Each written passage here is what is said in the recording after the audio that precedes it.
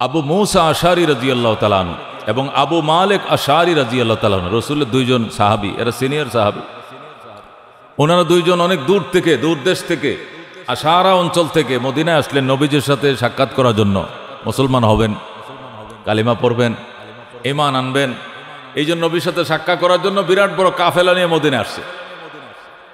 এবং সেই আশারা অঞ্চল থেকে, মদিনার থেকে অন্তত 2000 কিলোমিটার দূর থেকে তারা এসছে। 40 জনের বিশাল বড় কাফেলা, 50 জনের কাফেলা, বড় কাফেলা।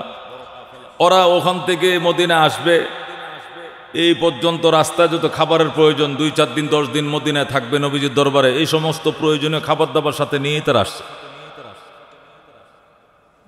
আগের দিনে মানুষ খাবার দাবার সাথে নিয়ে যেত। আগের দিনে যারা হজ করতে যেত ওরা ডাল চাল সবকিছু সাথে নিয়ে যেত, হান্ডি পাতিলও নিয়ে যেত। মক্কার মানুষ শুধু খালি লাকড়ি টাকরি চুলা টুলার ব্যবস্থা করে দিত, আর বাকি ডাল চাল হাঁড়ি পাতিল নিয়ে যাওয়া লাগতো ওখানে পাকশাক করে খাওয়ার জন্য।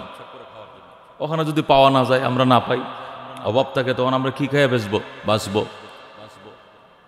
এই আশারি বংশের আবু মালিক আশারি, আবু মুসা আশারি রাদিয়াল্লাহু তাআলা আনহুমা, ওনার রাসূলের সাহাবী। ওনারা সাহাবী হওয়ার আগের ঘটনা।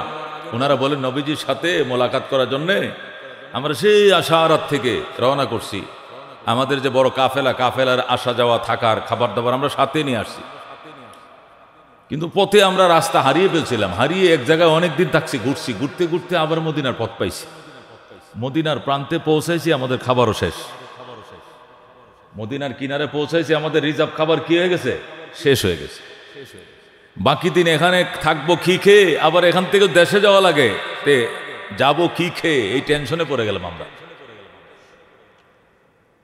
তো দুই একজন আলোচনা করতে, শোন, আল্লাহ নবী সাল্লাল্লাহু আলাইহি ওয়াসাল্লাম তো দুনিয়া আখিরাতের সকল সমস্যার সমাধানের জন্য আল্লাহ তার নবী পাঠাইছে, সুবহানাল্লাহ। আমরা তো সেই নবীর সাথে সাক্ষাৎ করতে আসছি। তাহলে তোমরা 2-3 জন যাও নবীর কাছে, যায়া বলো এরকম ঘটনা, আমরা তো আশারাত থেকে এসেছিলাম, ইতিমধ্যে আমাদের খাবার দাবার শেষ, খাবারের কি ব্যবস্থা, রসুলের কাছে পরামর্শ করলেই উনি একটা পথ দেখায় দিবেন, হয়তো সাহায্য করবেন, নতবা বলবেন অমুক জায়গায় গেলে তোমরা খাবার পাইবা, একটা পথ তো দেখাবেন। তো তোমরা 2-1 জন নবীজির সাথে সাক্ষাৎ করতে যাও। তারা আনুষ্ঠানিকভাবে এখনো রসুল্লাহর কাছে আসে নাই, দেখাও করে নাই। দূরে থেকে তাদের খাবারের ব্যবস্থাটা কি হবে এই নিয়ে তারা টেনশনে পড়ে গেছে। 2 জন আল্লাহর হাবিব সাল্লাল্লাহু আলাইহি ওয়াসাল্লামের দরবারে আসছে। আয়েশা সাক্ষাৎ করার আগে দেখে যে দরজা বন্ধ, নবীজির সাথে তারা সাক্ষাৎ করবে, রিজিক সম্পর্কে, খাদ্য সম্পর্কে কি করা যায়, আমাদের এই বিরাট বড় কাফেলার খাবার শেষ, আমরা কি খেয়ে বাঁচবো। আয়েশা দেখে রাসূলুল্লাহ সাল্লাল্লাহু আলাইহি ওয়াসাল্লামের ঘরের দরজা বন্ধ। তে কি করছেন রাসূলুল্লাহ? সাহাবী বলেন হুজুর ভিতরে কোরআন তেলাওয়াত করছেন। তখন তারা বেড়ার ফাঁক দিয়া কান লাগায় কোরআন তেলাওয়াত শুনতেছে, সুবহানাল্লাহ। তারা শুনে যে ওই আয়াতটা তেলাওয়াত করতেছে। কোন আয়াত? ওমা মিন দাব্বাতিন ফিল আরদে ইল্লা আলাল্লাহি রিজকুহা। ওই আয়াতটাই পড়তেছে। আয়াতের অর্থ হলো পৃথিবীতে এমন কোনো বিচরণশীল প্রাণী নাই যার রিজিকের দায়িত্ব একমাত্র আল্লাহর উপরে নয়। এমন কোনো প্রাণী নয়, সমস্ত প্রাণীর রিজিকের দায়িত্ব পৌঁছিয়ে দেওয়ার দায়িত্ব একমাত্র আল্লাহ। এই আয়াতটাই তেলাওয়াত করতেছে। ওরা তো আরবরা তো অর্থ বুঝে।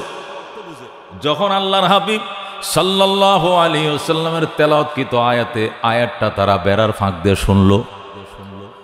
শোনার পরে তারা কয়, হায় হায়, কার কাছে যাবি? আল্লাহর পয়গম্বরের মুখ দিয়ে এমন টাইমে কোরআনের আয়াত বের করে দিয়েছে যে টাইমে আমরা রিজিকের জন্য হন্য হয়ে দৌড়াইতেছিলাম। অর্থাৎ আল্লাহ তার নবীর জবান দেয়া তেলাওয়াত করে আমাদেরকে বুঝাইয়া দিছে কোথাও যাওয়া লাগবে না, রিজিক আমাদের বাড়ি অটোমেটিক পৌঁছে যাবে।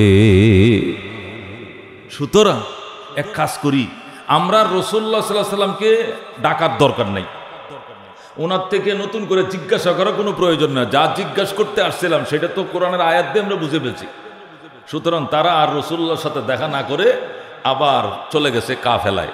তো কাফেলার লোকজন জিজ্ঞাসা করে, কি ব্যবস্থা হয়েছে রিজিকের? হ্যাঁ, রিজিক আমাদের বাড়িতে অটোমেটিক পৌঁছে যাবে, রিজিক যার দায়িত্বে উনি নাকি আমাদের বাড়িতে রিজিক পৌঁছায় দিবে। সুতরাং কোথাও দৌড়াদৌড়ি করার প্রয়োজন নাই। সুবহানাল্লাহ। এখন কাফেলার বাকি যে 38 জন আছে, হেরা মনে করছে কি বোধহয় নবীজির কাছে গিয়েছিল, নবীজি বলছে রিজিক আমাদের বাড়িতে পৌঁছে যাবে, এই আশায় ওনারা বসে রয়েছে। কারণ যার দায়িত্ব রিজিক উনি রিজিক তার বাড়িতে পৌঁছায় দিবেন, অর্থাৎ রসুল্লাহ তার নিজস্ব ব্যবস্থাপনায় রিজিক আমাদের বাড়িতে পৌঁছায় দিবেন। এই কথাই বোধহয় আমাদের এই প্রতিনিধি দলকে বলছে, এই জন্য তারাও আমাদেরকে এইভাবে বলছে, যার দায়িত্বে রিজিক উনি রিজিক পৌঁছায় দিবেন, টেনশন করিও না। সুবহানাল্লাহ।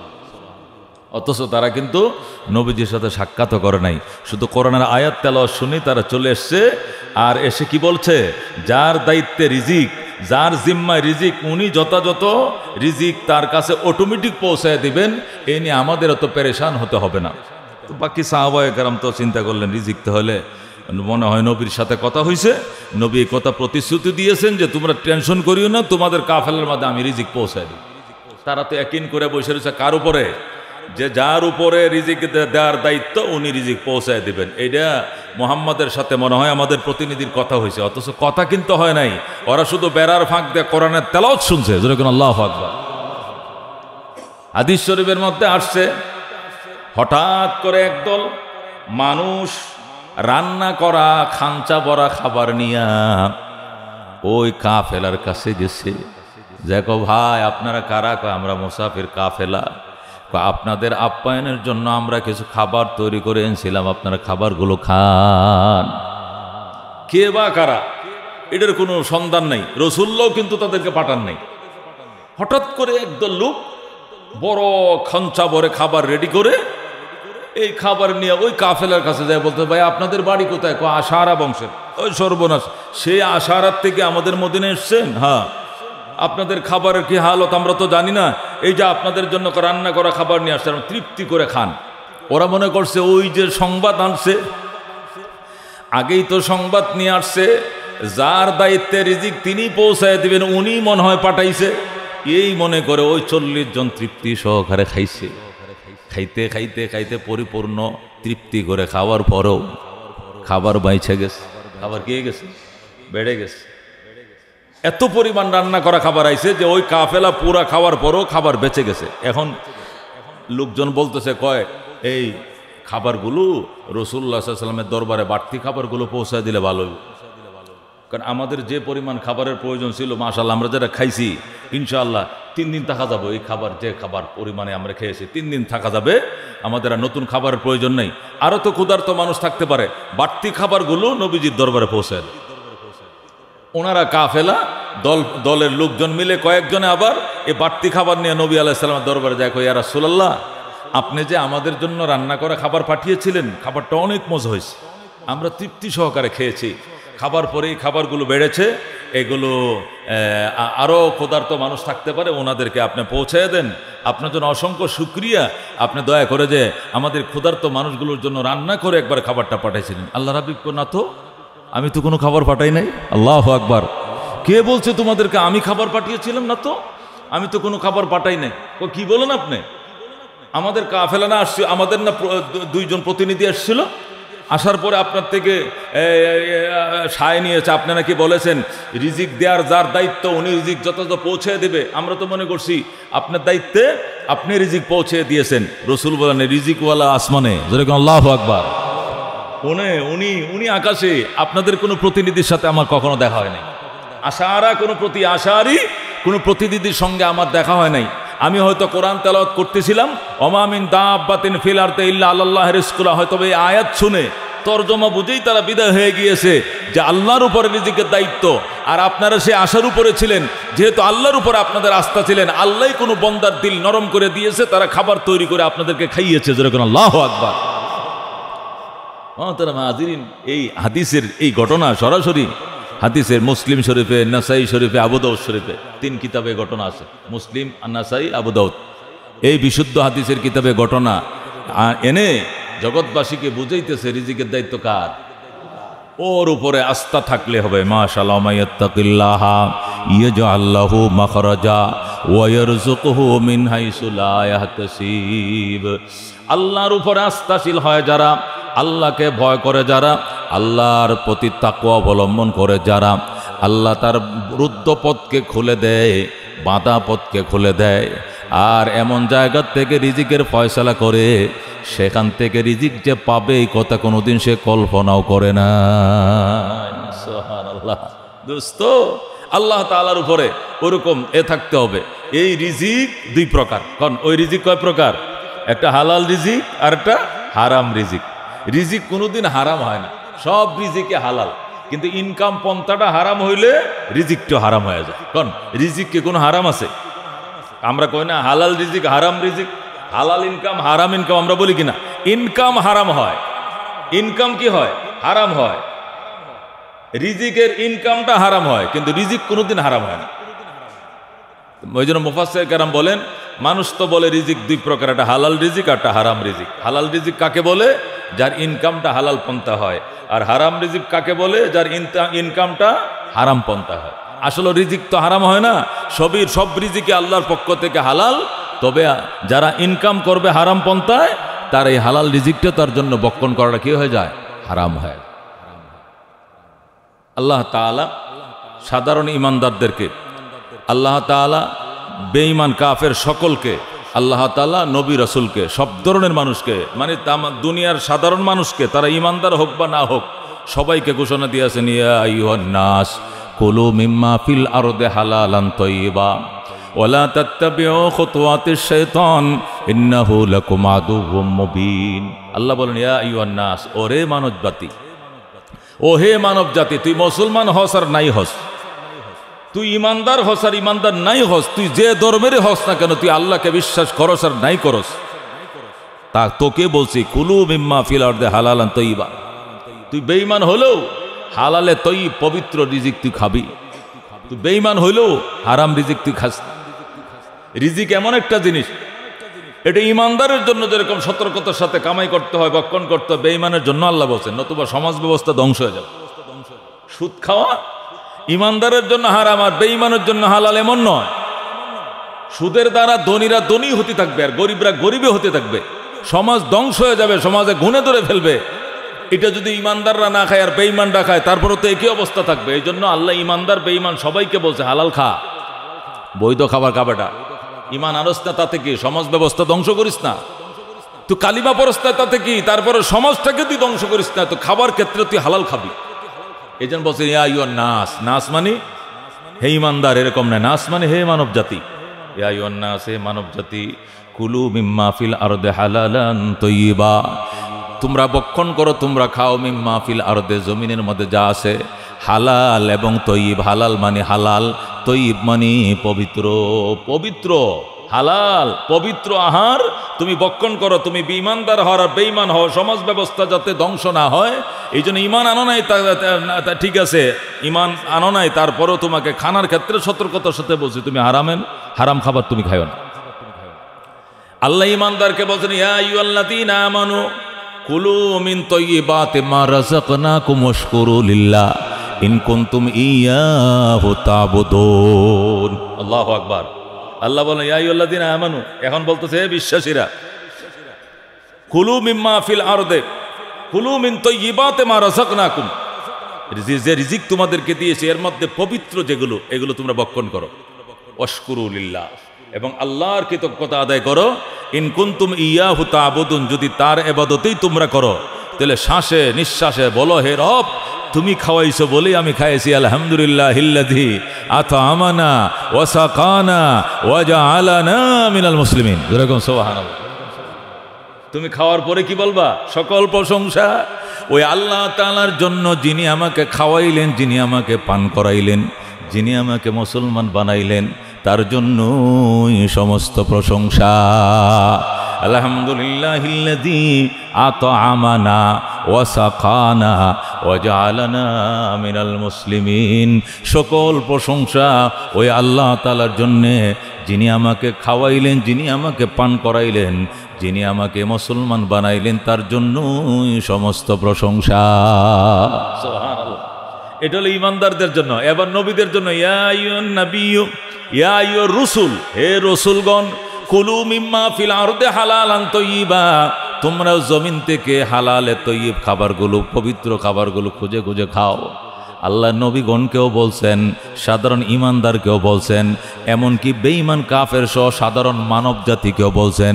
এক কথায় সমস্ত মানব জাতিকে ঘোষণা করছেন, তুমি ইমানদার হওয়ার বেঈমান হও, অথবা শুধু ইমানদারে হও, অথবা তুমি নবী রাসূল হও, তুমি যে শ্রেণীর মানবে হও না কেন, তোমাকে হালালে তৈয়ব মহাপবিত্র আহার ভক্ষণ করতে হবে।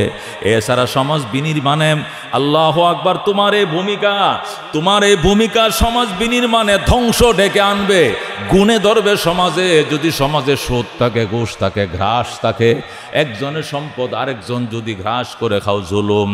ওমা রাব্বুকা বিযাল্লামিল লিল আবিদ, আপনার রব বান্দার প্রতি জালেম নয়, জুলুম অত্যাচারী নয়। তোমরা একে অপরের উপরে জুলুম করবা না। আল্লাহ তাআলা পরিষ্কার বলেছেন, তার নবীর জবানের দ্বারা পরিষ্কার বলেছেন। আল্লাহ রাব্বুল আলামিন বলেন, ইত্তাকি দাওয়াতাল মাজলুম, মজলুমের বদদুয়া থেকে বাইচো, ফাইন্নাহু লাইসা বাইনাহা ওয়া বাইনাল্লাহি হিজাব, কেননা মজলুমের বদদুয়া এবং আল্লাহর মাঝখানে কোনো পার্টিশন নাই। মজলুম যদি বলে, আল্লাহ আমার উপরে কি অত্যাচার চলছে তুমি দেখো, আমি পারি না, তুমি তো পারো, বিচার করো। ডাক দিতে দেরি হবে, মাওলা তোমার বিচার করতে দেরি করবেন না। জালেমকে আল্লাহ তাআলা দুনিয়াতে জুলুমের বিচার না করায়া, জালেমকে এই দুনিয়াতে মাজলুমের সামনে উপযুক্ত বিচার না করায়া, আল্লাহর অঙ্গীকার আছে জালেমকে দুনিয়ার থেকে যাইতে দিবেন না। আল্লাহর অঙ্গীকার আছে। হয়তো আমরা ধৈর্যহীন, আমরা ধৈর্য হারা, আমাদের ধৈর্য নাই, এই জন্য আমরা দেওয়ানা হয়ে যায়। হায় হায়, আল্লাহ কি দেখে না? খোদায় কেমনে সয় রে, আল্লাহ কেমনে সয় রে, কি জুলুমটা করলো, কি অত্যাচারটা করলো, খোদায় কেমনে সয় রে, এই বলে মানুষ কি করে? চিল্লাইতে থাকে। আল্লাহ কয়, আমার সয় ভালা, চিন্তা করিস না। এই জালেমের বিচার দুনিয়াতে না করাইয়া, মজলুমের চোখে জালেমের বিচার না দেখাই, আমি জালেমের দুনিয়া থেকে বিদায় নেব না। মজলুমও বেঁচে থাকবে, জালেমও বেঁচে থাকবে, মজলুমের চোখের সামনে জালেমের বিচার হবে। আল্লাহু আকবার। এটা আল্লাহ তার প্রতিশ্রুতিবদ্ধ। এই জন্য দোস্ত, রিজিক আল্লাহ রাব্বুল আলামিন বলেন, নবীজি বলেন, ইন্নাল্লাহা তাইয়্যিবুন লা ইয়াকবালু ইল্লা তাইয়্যিবা, ইন্নাল্লাহা তাইয়্যিবুন লা ইয়াকবালু ইল্লা তাইয়্যিবা। আল্লাহ পবিত্র, আল্লাহ পবিত্র ছাড়া আর কোনো কিছু কবুল করেন না। আল্লাহ পবিত্র, তিনি পবিত্র ছাড়া কিছু কবুল করেন নাই। সুতরাং ইবাদত কবুল হওয়ার পূর্ব শর্ত হলো হালাল রিজিক। ইবাদত কবুল হওয়ার পূর্ব শর্ত হলো হালাল রিজিক। হালাল রিজিক না খাইয়া যতই ইবাদত করো না দোস্ত, কবুল হবে না, মঞ্জুর হবে না, আল্লাহর দরবারে সেটা গ্রহণ হবে না। যত সুন্দর করে সাজাও রিজিকের ভার, রিজিক যদি হালাল না হয়, কোনো ইবাদত একটা সজদা আল্লাহর দরবারে কবুল হবে না। আল্লাহ তাআলার দরবারে ইবাদত কবুল হওয়ার পূর্ব শর্ত হালাল রিজিক। হালাল রিজিক ঘটনা আপনাদেরকে শুনিয়েছিলাম। একজন কুলি, আমাদের এই ইউপিতে উত্তরপ্রদেশের দারুল উলুম দেওবন্দ মাদ্রাসার পাশেই মাটির ঘরে কুলি থাকতো। কুলি নাম শাহজি আব্দুল্লাহ। কাঁচা ঘাস বিক্রি করত। এই ঘাসগুলো কিনে নিয়ে ওই এলাকার সাহারানপুরের মানুষ, দেওবন্দের মানুষ মহিষ রেখা হয়তো মহিষ। এই শাহজি আব্দুল্লাহ ঘাস বিক্রি করত 6 আনা ডেলি। 2 আনা আল্লাহর পথে দান করত, 2 আনা দিয়া হাট বাজার করে ফ্যামিলি চালাইতো, আর 2 আনা সারা বছর জমা করে, সারা বছর এগুলো জমা করে 6-7 টাকা যদি হইতো, হওয়ার পরে এগুলো দিয়া দারুল উলুম দেওবন্দ মাদ্রাসার বড় বড় উলামায়ে কেরামকে দাওয়াত করে বছর একবার খাওয়াইতো। সুবহানাল্লাহ। আগে একদিন ঘটনা আপনাদের শোনাইলাম। এই শাহজি আব্দুল্লাহ, উনি ছিলেন কুলি, রেল স্টেশনে কুলিগিরি করতেন। আর সকালবেলা কিছু ঘাস, উনি ঘাস উৎপাদন করতেন, ওনার কিছু জমি ছিল, এই ঘাস কেটে এনে ও আটি বেঁধে বেঁধে এগুলো সকালবেলা বিক্রি করতেন। যারা মহিষ পালে, দুধের গাভী পালে, ওরা সকালবেলায় বাজার থেকে এগুলো নেত। এই শাহজি আব্দুল্লাহর ডেলি ইনকাম ছিল 6 আনা। যখন ঘটনাটা ঘটেছিল, এটা আজকের থেকে 100 বছর আগে, 108-9 বছর আগের ঘটনা, শাহজি আব্দুল্লাহর ঘটনা। এই 2 আনা ডেলি খরচ করতেন, 2 আনা ফ্যামিলির হাট বাজার করতেন, 2 আনা জমা করতেন। 1 বছর একবার দেওবন্দ মাদ্রাসার 60-70 জন আসাতিজা কেরামকে দাওয়াত করে খাওয়াইতেন। তখনকার জামানায় দেওবন্দ মাদ্রাসার প্রধান মুদাররিস ছিলেন, মুহাদ্দিস ছিলেন শেখুল হাদিস ইয়াকুব নানুতুবি রহমতুল্লাহ আলাইহি।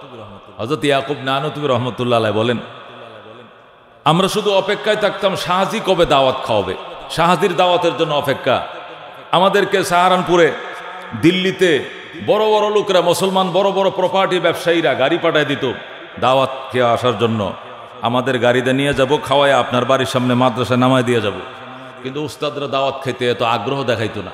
কিন্তু শাহাদি দাওয়াতের জন্য আমরা স্টাফ মিটিং বসলে, মিটিংয়ের মধ্যে শুধু আমার জিগাইতো, ইয়াকুব নানুতবি সাহেব শাহাদিনে কব দাওয়াত খেলায়েগা, ও নানুতবি, ও দেওবন মাদ্রাসার মুহাদ্দিস সাহেব শেখুল হাদিস সাহেব, শাহাদির দাওয়াতের কোনো খবর আছে না, সে কবে দাওয়াত খাওয়াবে? তো ইয়াকুব নানুতবি বলতেন, বেটা এই ইন্ডিয়ার বড় লোকেরা কত দাওয়াত খাওয়ানোর জন্য আমাদেরকে পাগল, তোরা দাওয়াত খাইতে যাস না। এই গরিব মানুষ ঘাস বেচে 6 আনা আর 2 আনা জমা করে আমাদেরকে দাওয়াত খাওয়াবে, এটার জন্য তোরা দেওয়ানা থাকস, কারণটা কি? কয় শাহাদির দাওয়াত একদিন খাইলে 40 দিন কোনোদিন তাহাজ্জুদ মিস হয় না, তাহাজ্জুদ মিস হয় না, যেরকম সুবহান। শাহাদির দাওয়াত একদিন খাইলে 40 দিন তাহাজ্জুদ মিস হয় না, নামাজের তাকবীরও মিস হয় না, জিকিরে মজা বেশি, তাহাজ্জুদে মজা ঢুকে। কারণ এই তাকওয়ার খাবারের ভিতরে স্বাদই আলাদা, যেরকম আল্লাহু আকবার, এটার বরকতে আলাদা। এই জন্য শাহাদির দাওয়াত খুঁজে খাই। আর ওই জালেম সুদে ঘুষে হালালে হারামে যারা ব্যবসা করে কোটি টাকার মালিক, হিন্দুস্তানের মধ্যে মুসলমান বড় লোক আছে না, বহু আছে, ওই কোটিপতিদের দাওয়াত খাইলে এই অভ্যস্ত তাহাজ্জুদ ছুটে যায়, অভ্যস্ত তাহাজ্জুদ ছুটে যায়, অভ্যস্ত তাকবীরওয়ালা ছুটে যায়। আর শাহাদির দাওয়াত খাইলে তাহাজ্জুদ ধরা লাগে, তাহাজ্জুদ ছুটে না, আরো তাহাজ্জুদ ধরে থাকে, যেরকম আল্লাহ। হালাল রিজিক এমন এক জিনিস, হালাল রিজিক এমন এক বরকতময় জিনিস। নবী আলাইহিস সালাতু ওয়াস সালামের নাতি হযরত হাসান হোসেন নবীজির দরবারে একদিন সদকা আসছে, সদকার কিছু খাবার আসছে, বিরিয়ানি আসছে, ধরেন খুব দামি খাবার আসছে সাদকার। তো নবী আলাইহিস সালাম তো ওনার তো সৈয়দ, ওনারা কোরাইশ বংশের লোক, ওনাদের জন্য সাদাকা খাওয়া নিষেধ। হাসান হোসেন তো ছোট মানুষেরা, নাতিরা নানার খুলে বসছে, যেই মাত্র খাঞ্চা খুলে দিছে, খাবারের বাটি যখন খুলছে, সুগ্রান দিকে হাসান হোসেন যায় 2-1 লোকমা মুখে দিয়ে লাইছে। আল্লাহর হাবিব সাল্লাল্লাহু আলাইহি ওয়াসাল্লাম, নানা ভাই থামো থামো থামো। হাসান হোসেনকে থামাইলে, থামাই বলে, এই খাবারটা কে আনছে রে? হুজুর আমি আনছি। তুমি আনছো মানে কি হিসাবে? কয়টা সাদাকার খাবার। লা হাওলা ওয়ালা কুওয়াতা ইল্লা বিল্লাহ। জানো না নবীর বংশধররা সদকা খায় না? যেরকম আল্লাহু আকবার। নবীর বংশধর সদকা খাওয়া নিষেধ, কোরাইশদের সদকা খাওয়া নিষেধ, তুই আমার সামনে সদকার খাবারটা রাখলি? হুজুর আমি তোরে জানতাম না। জলদি না আনতে সরা, গরিবদেরকে, এই মসজিদের সামনে গরিবদেরকে দে। ইতিমধ্যে হাসান হোসেন তো 2-1 লোকমা খেয়ে ফেলছে। আল্লাহর হাবিব সাল্লাল্লাহু আলাইহি ওয়াসাল্লাম হাসান হোসেনকে কয়, নানা ভাই কাক কাক কাক কাক কাক কাক মানে কাক মানে বমি করো, বমি করো মানে কি? বমি করো, বমি করো। দুনুটা নাতিকে আল্লাহর নবী বমি করে ছাড়ছে, যেরকম আল্লাহু আকবার। এবং ওই তাজা খাবারটা বাইর করছে পেট থেকে, বের করানোর পরে এবার কুলিকালি করাইয়া পরে অন্য খাবার আল্লাহ নবী খাওয়াইছে, খাওয়াইয়া এই সাদকার খাবারটা মুখ থেকে বের করে ছাড়ছে। কাক কাক কাক কাক মানে বমি করো, বমি করো। নবী আলাইহিস সালাম নাতিদেরকে বমি করায় পেটের থেকে খাবারটা বের করে ছাড়ছেন। আল্লাহু আকবার বলেন। সাদকা তাদের জন্য জায়েজ নেই। হযরত আবু বকর রাদিয়াল্লাহু তাআলা আনহু, ওনার এক গোলাম ছিল, পরে কন্ট্রাক্টে ছিল গোলাম, তার দায়িত্ব হলো সে কি করবে? সিঙ্গা লাগাবে। কি লাগাবে? সিঙ্গা লাগাবে। ওই যে আগে তো সিঙ্গা লাগাইতো না, বেতা বেদনা, ওই যে কিতা আছে না, ওই যে কারা লাগাইগুলো আমাদের দেশে আছে, মুন্সিগঞ্জের এই সাইডে আছে এখনো, বেদে বেদে বেদে বেদ্যেরা।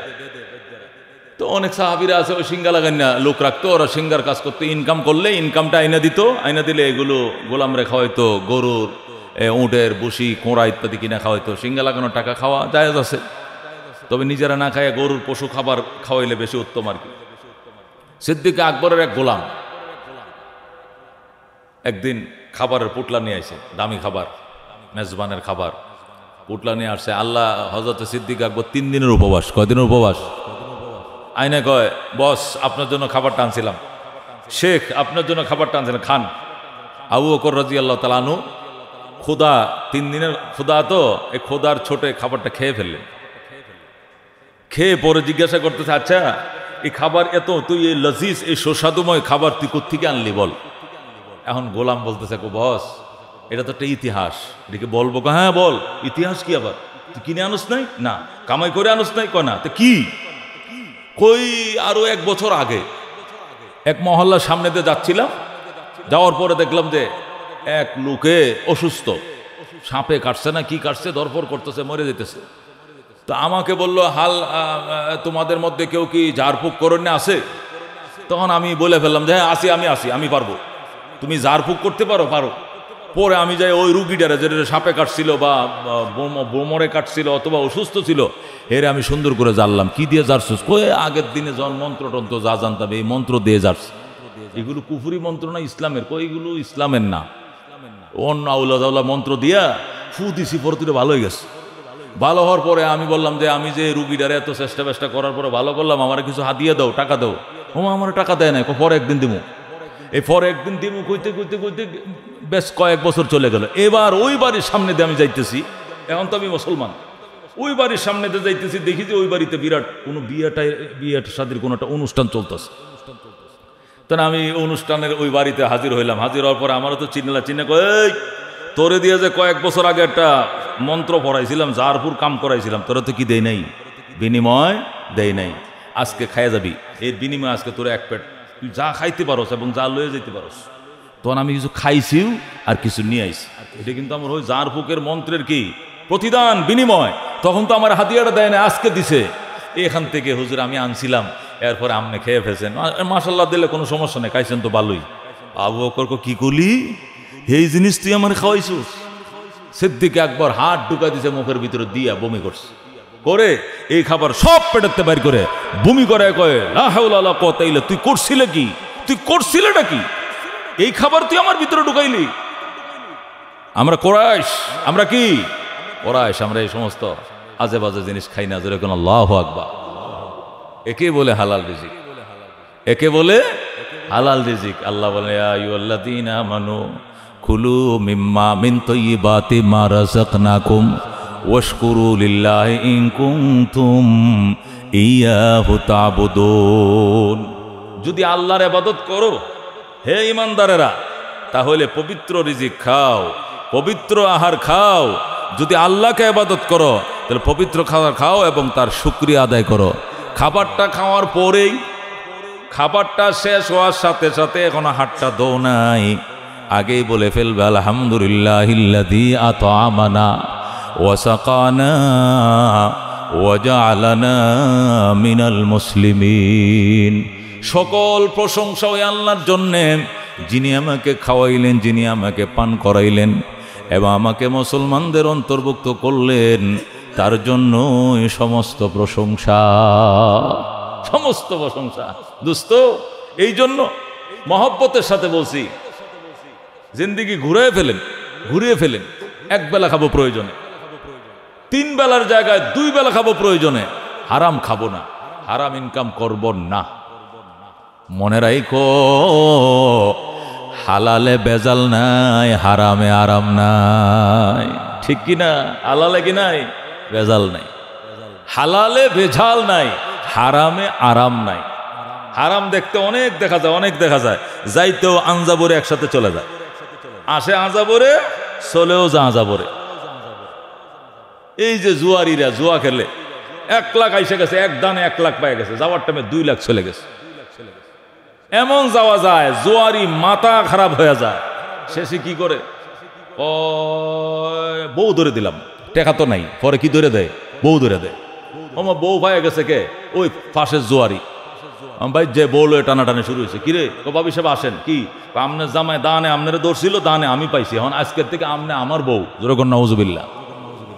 এই পর্যন্ত ঘটে, বউ দানের মাঝে ধরে দেয়, টাকা হারাইতে মাথা নষ্ট, পরনের লুঙ্গি ধরে দেয়, গায়ের জামা ধরে দেয়, গায়ের শাল ধরে দেয়, হাতের ঘড়িটা দিয়ে দেয়, মোবাইল ধরে দেয়, আর কি ধরবে, সেই পর্যন্ত যায়। ওই হারাম। এরপরে অনেক কিছু হয়, হঠাৎ করে সংবাদ আসে, মাদ্রাস থেকে দেশে আসো, এখানে আসো, তোমার বলক সাইটটা ওপেন হার্ট সার্জারি করা লাগবে, একসাথে 6 লক্ষ নাই, 6 লাখ 8 লাখ একসাথে চলে যাবে। যেভাবে আসছে ওইভাবেই যাবে। আল্লাহ রাব্বুল আলামিনের দরবারে শুকরিয়া আদায় করো, হালাল খাবার খাও, একটা প্যারাসিটামলও খাওয়া লাগবে না। আল্লাহ এমনি দেখবেন, আল্লাহ শান্তির সাথে বাঁচায় রাখবেন, আল্লাহ বা শান্তির সাথে বাঁচায় রাখবেন রে বাজান। এই জন্য হালাল রিজিক খাবো, হালালে বেজাল নাই, হারামে আরাম নাই। হারামে কোনোদিন যদি আরাম থাকতো তাহলে এই জিনিস আল্লাহ তাআলা ইমানদারকে নিষেধ করতো না, নবী রাসূলগণকে নিষেধ করতো না, সাধারণ বেঈমানকে পর্যন্ত নিষেধ করতো না। নিশ্চয়ই এর মধ্যে ভেজাল আছে। এই জন্য আল্লাহ তাআলা আরাম থেকে নিষেধ করেছেন। ইয়া আইয়ুহান নাস কুলু মিম্মা ফিল আরদে হালালান তাইয়্যিবা ওয়ালা তাত্তাবিউ খুতুওয়াতিশ শাইতান ইন্নাহু লাকুম আদুউম মুবিন। মানব জাতি, সাধারণ মানব জাতি, তুমি ইমানদার হও বা নাই হও, তোমাকেও বলছি হালাল পবিত্র খাবার তুমি ভক্ষণ করো। শয়তানের পদঙ্ক অনুসরণ করিও না। শয়তান তোমাদের প্রকাশ্য শত্রু। শয়তান বলবে ইমানে আনি নাই, আবার খাবারের ক্ষেত্রে হালাল হারাম খুঁজে লাভটা কি? মুসলমানই হই নাই, আবার কোনটা হালাল কোনটা হারাম আমি ইমানে আনি না, আমার জন্য সুদ কি ঘুষ কি যা পাই সব কামায় এলো। আল্লাহ বলেন না না, সমাজ ধ্বংস হয়ে যাবে। ইমান আনছো না এটা ভিন্ন এক জিনিস, কিন্তু খাবারের ক্ষেত্রে তোমাকে খুঁজে খুঁজে পবিত্র খাবার, বৈধ খাবার তোমাকে খেতে হবে। বিবেককে ফাঁকি দিয়ে তুমি কোনো খাবার কামাইয়া করবা না, খাইবাও না, পেটেও দিবা না। এই খাবার খাইয়া নিজে তো মানুষ হলাই না, পেটের সন্তানও মানুষ হবে না, বংশধর মানুষ হবে না, হারামজাদা হবে, সব হারামজাদা হবে। কথা কোন ঠিক কিনা? হারাম খাইয়া হারাম পেটে রাইখা সন্তান মানুষ হয়েছে, এটা তো দিনের স্বপ্ন আর কি, এগুলো বাস্তবায়ন হবে না। এই সন্তান মানুষ হবে, ওই সন্তান সমাজসেবক হবে, ভদ্র হবে, কল্পনাই করা যায় না। হালাল 100% খেতে হবে, বেগমকে বোরকা পর্দা রাখতে হবে। এরপরে যে পেটে সন্তান আসবে, এই সন্তান আলেম হবে, হাফেজ হবে, সমাজসেবক হবে, ভালো মানুষ হবে, ভদ্র মানুষ হবে, মসজিদ মাদ্রাসার খাদেম হবে, সমাজের খাদেম হবে, দুঃখী ব্যতীত দরদি মানুষের পাশে দাঁড়াবে। এটা কল্পনা করা যায়, এছাড়া কোনোদিন কল্পনাও করা যায় না। আল্লাহ রাব্বুল আলামিন আমাদেরকে হালাল খেয়ে হারাম থেকে বেছে যতদিন বাঁচি, আমি এক বেলা খাই আর 2 বেলা খাই, আমি হালাল খাবো, হারাম খাবো না। আল্লাহ প্রতিশ্রুতি রক্ষা করে তার গোলামি করে ঈমান সহকারে কবরের মেহমান হওয়ার তৌফিক দান করুক, আমিন। ওয়া আখিরু দাওয়ানা আনিল হামদুলিল্লাহি রাব্বিল আলামিন। যারা সুন্নত পড়ে না 4 রাকাত সুন্নত পড়ে না।